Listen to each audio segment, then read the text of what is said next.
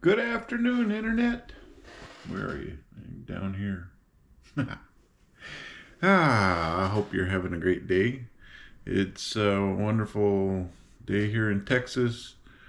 All the critters are getting ready for a cold day tomorrow. Well, it's only going to be mid 50s. Well, for around here, that's cold. Spiders are crawling around looking for a place to build their little webs where it's going to be warmer. The squirrels are filling their bellies with the nuts that are falling. Did some tree trimming yesterday. Had a freak wind come through a few months ago and break one of the big branches on an elm tree out here, and people just wanted more than I was willing to pay to get it down, and it finally worked its way down enough to where I could reach some of it. You'll have to check my other social media to see what kind of sketchy stuff I was doing, but I got most of it down. Hopefully the storm coming through tomorrow will shake the rest of it out and I can take it to the dump. That'd be good. Oh, anyway, things that old Grandpa's been up to. There's an update for you. But been a few days since I read, and figured I better get back on the horse because we're running behind here. We got 1, 2, 3, 4, 5, 6 more videos to make to finish this book, 2 chapters at a time.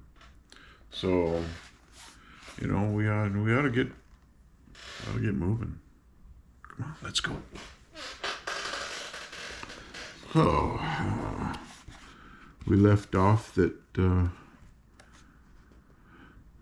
Wicked Witch of the West was killed, and they'd found some help to get the Tin Man and put back together.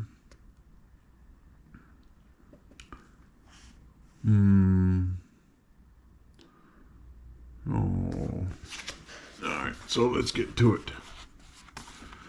The Cowardly Lion was much pleased to hear that the Wicked Witch had been melted by a bucket of water, and Dorothy at once unlocked the gate of his prison and set him free. They went in together to the castle, where Dorothy's first act was to call all the Winkies together and tell them that they were no longer slaves. There was a great rejoicing among the yellow Winkies. They were yellow. Ooh. For they had been made to work hard during many years for the Wicked Witch, who had always treated them with great cruelty. They kept this day as a holiday then and ever after, and spent the time in feasting and dancing. If our friends, the Scarecrow and the Tin Woodman, were only with us, said the Lion, I would be happy. Don't you suppose we could rescue them? Asked the girl anxiously. We can try, said the Lion. So they called the yellow Winkies and asked them if they would help to rescue their friends, and the Winkies said they would be delighted to do all in their power for Dorothy, who had set them free from bondage. So she chose a number of the Winkies who looked as if they knew the most, and they all started away. They traveled that day and part of the next until they came to the rocky plain where the Tin Woodman lay, all battered and bent. His axe was near him, but the blade was rusted and the handle broken off short. The Winkies lifted him tenderly in their arms and carried him back to the yellow castle again. Dorothy shedding a few tears by the way at the sad plight of her old friend, and the Lion looking sober and sorry. When they reached the castle, Dorothy said to the Winkies, Are any of you people tinsmiths? Oh, yes, some of us are good tinsmiths, they told her. Then bring them to me, she said, and when the tinsmiths came, bringing with them all their tools in baskets, she inquired, Can you straighten out those dents in the Tin Woodman and bend him back into shape again? and solder him together where he is broken?" The tinsmiths looked the woodman over carefully, and then answered that they thought they could mend him so he would be as good as ever. So they set to work in one of the big yellow rooms of the castle, and worked for 3 days and 4 nights, hammering and twisting and bending and soldering and polishing and pounding at the legs and body and the head of the Tin Woodman, until at last he was straightened out into his old form, and his joints worked as well as ever. To be sure, there were several patches on him, but the tinsmiths did a good job, and as the woodman was not a vain man, he did not mind the patches at all. When at last he walked into Dorothy's room and thanked her for rescuing him, he was so pleased that he wept tears of joy, and Dorothy had to wipe every tear carefully from his face with her apron so his joints would not be rusted. At the same time, her own tears fell thick and fast at the joy of meeting her old friend again, and these tears did not need to be wiped away. As for the lion, he wiped his eyes so often with the tip of his tail that it became quite wet, and he was obliged to go out into the courtyard and hold it in the sun until it dried. "If we only had the Scarecrow with us again," said the Tin Woodman, when Dorothy had finished telling him everything that had happened, "I should be quite happy." "We must try to find him," said the girl. So she called the Winkies to help her, and they walked all that day and part of the next until they came to the tall trees in the branches of which the winged monkeys had tossed the Scarecrow's clothes. It was a very tall tree, and the trunk was so smooth that no one could climb it. But the woodman said at once, "I'll chop it down, and then we can get the Scarecrow's clothes." Now, while the tinsmiths had been at work mending the woodman himself, another of the Winkies, who was a goldsmith, had made an axe handle of solid gold and fitted it to the woodman's axe instead of the old broken handle. Others polished the blade until all the rust was removed and it glistened like burnished silver. As soon as he had spoken, the Tin Woodman began to chop, and in a short time the tree fell over with a crash, when the Scarecrow's clothes fell out of the branches and rolled off on the ground. Dorothy picked them up and had the Winkies carry them back to the castle, where they were stuffed with nice, clean straw, and behold, here was the Scarecrow, as good as ever, thanking them over and over again for saving him. Now they were reunited. Dorothy and her friends spent a few happy days at the Yellow Castle, where they found everything they needed to make them comfortable. But one day the girl thought of Aunt Em and said, "We must go back to Oz and claim his promise." "Yes," said the woodman, "at last I shall get my heart." "And I shall get my brains," added the Scarecrow. "And I shall get my courage," said the lion. "And I shall get back to Kansas," cried Dorothy joyfully. "Oh, let us start for the Emerald City tomorrow." This they decided to do. The next day they called the Winkies together and bade them goodbye. The Winkies were sorry to have them go, and they had grown so fond of the Tin Woodman that they begged him to stay and rule over them and the yellow land of the West. Finding they were determined to go, the Winkies gave Toto and the lion each a golden collar, and to Dorothy they presented a beautiful bracelet studded with diamonds, and to the Scarecrow they gave a gold-headed walking stick to keep him from stumbling, and to the Tin Woodman they offered a silver oil can inlaid with gold and set with jewels. Every one of the travelers made the Winkies a pretty speech in return, and all shook hands with them until their arms ached. Dorothy went to the witch's cupboard to fill her basket with food for the journey, and there she saw the golden cap. She tried it on her own head and found that it fitted her exactly. She did not know anything about the charm of the golden cap, but she saw that it was pretty, so she made up her mind to wear it and carry her sunbonnet in the basket. Then, being prepared for the journey, they all started for the Emerald City, and the Winkies gave them 3 cheers and many good wishes to carry them with them.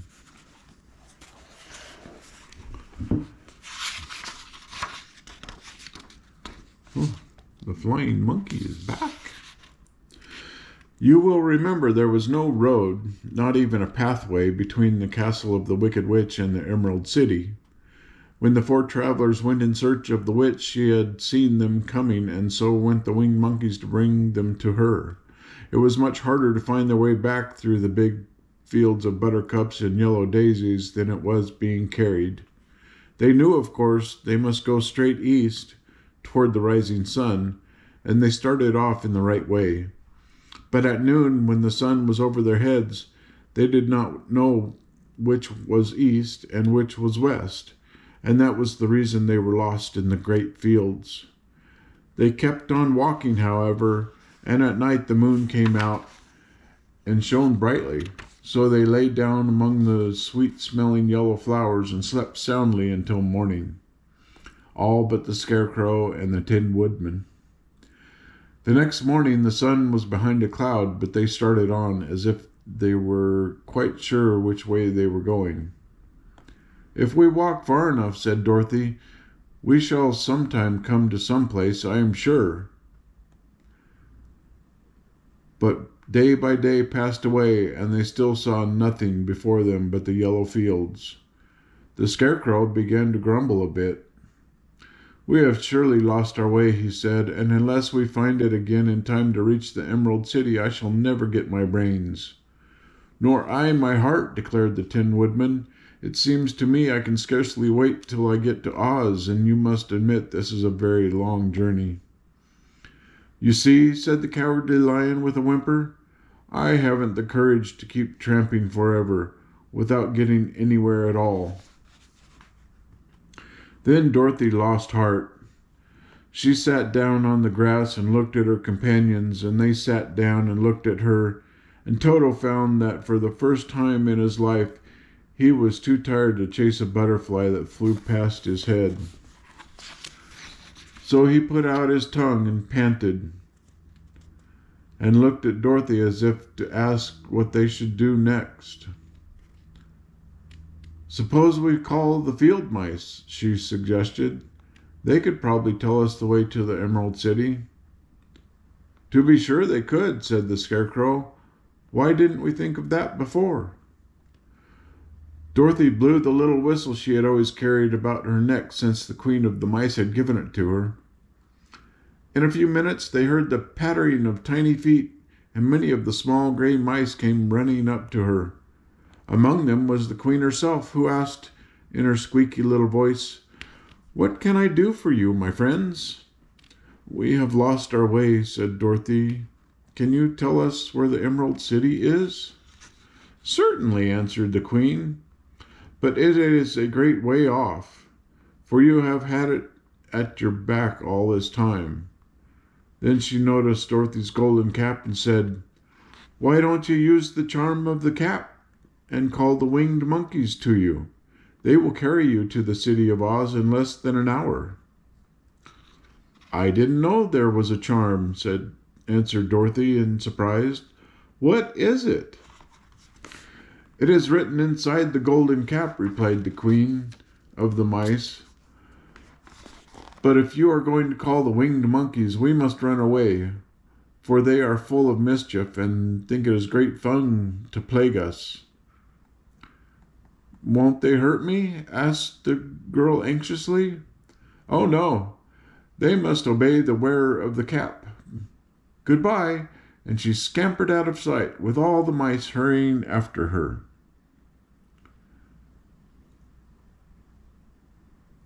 Dorothy looked inside the golden cap and saw some words written upon the lining. These, she thought, must be the charm. So she read the directions carefully and put the cap on her head. "Epi, pepi, kaki," she said, standing on her left foot. "What did you say?" said the Scarecrow, who did not know what she was doing.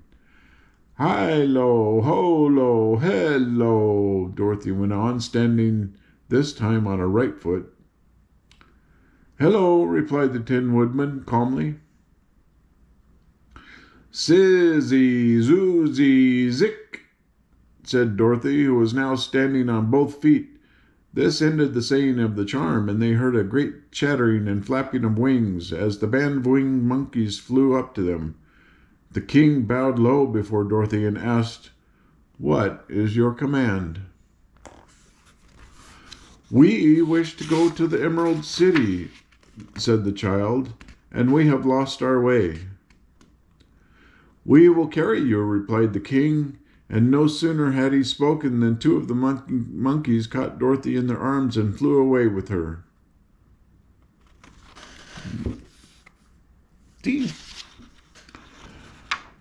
Others took the Scarecrow and the Woodman and the Lion, and one little monkey seized Toto and flew after them, although the dog tried hard to bite him. The Scarecrow and the Tin Woodman were rather frightened at first, for they remembered how badly the winged monkeys had treated them before. But they saw that no harm was intended, so they rode through the air quite cheerfully and had a fine time looking at the pretty gardens and woods far below them. Dorothy found herself riding easily between the two of the biggest monkeys, one of them the king himself. They had made a chair of their hands and were careful not to hurt her. "Why do you have to obey the charm of the golden cap?" she asked. "That is a long story," answered the king with a laugh. "But as we have a long journey before us, I will pass the time by telling you about it, if you wish." "I shall be glad to hear it," she replied. "Once," began the leader, "we were a free people, living happily in the great forest, flying from tree to tree, eating nuts and fruit, and doing just as we pleased without calling anybody master. Perhaps some of us were rather too full of mischief at times, flying down to pull the tails of the animals that had no wings, chasing birds, and throwing nuts at the people who walked in the forest. But we were careless and happy and full of fun and enjoyed every minute of the day. This was years ago, long before Oz came out of the clouds to rule over this land. There lived here then, away to the north, a beautiful princess who was also a powerful sorceress. All her magic was used to help the people, and she was never known to hurt anyone who was good. Her name was Gaylette, and she lived in a handsome palace built from great blocks of ruby. Everyone loved her, but her greatest sorrow was that she could find no one to love in return, since all the men were much too stupid and ugly to mate with one so beautiful and wise. At last, however, she found a boy who was handsome and manly and wise beyond his years. Gaylette made up her mind that when he grew to be a man, she would make him her husband.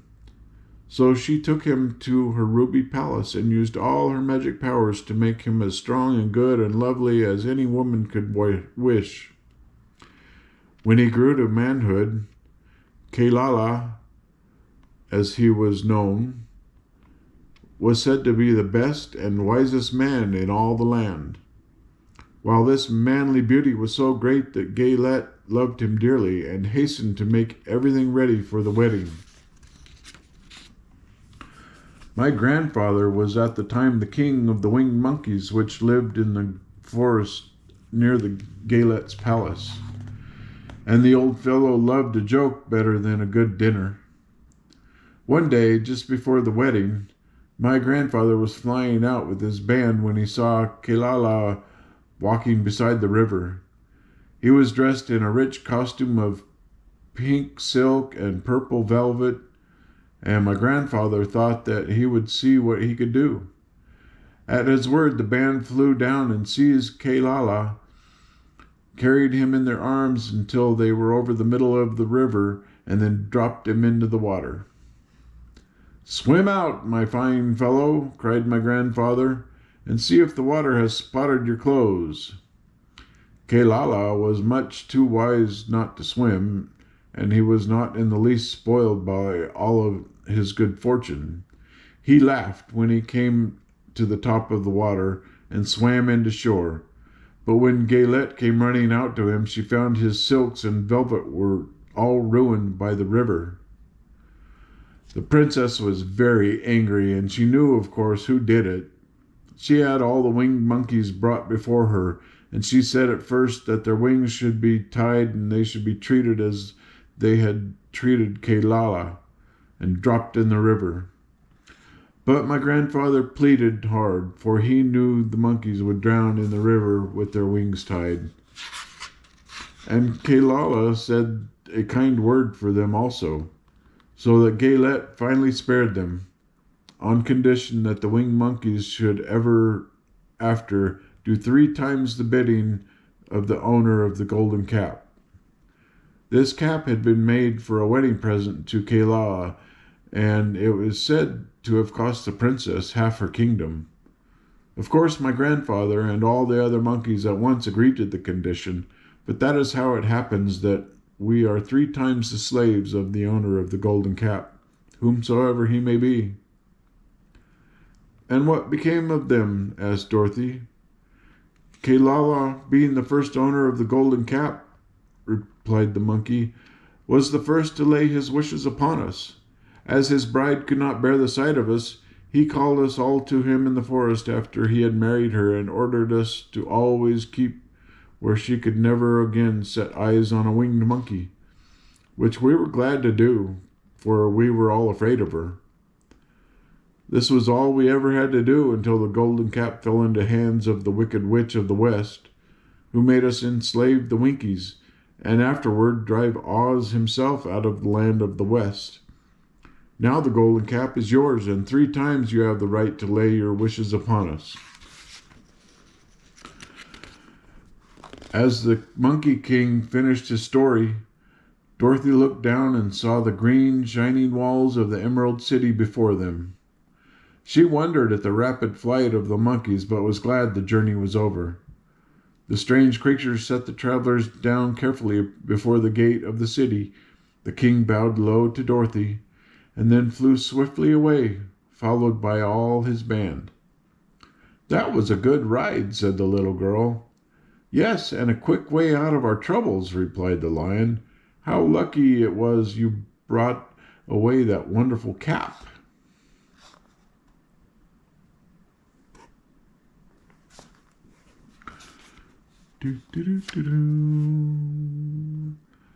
And then the next chapter will be...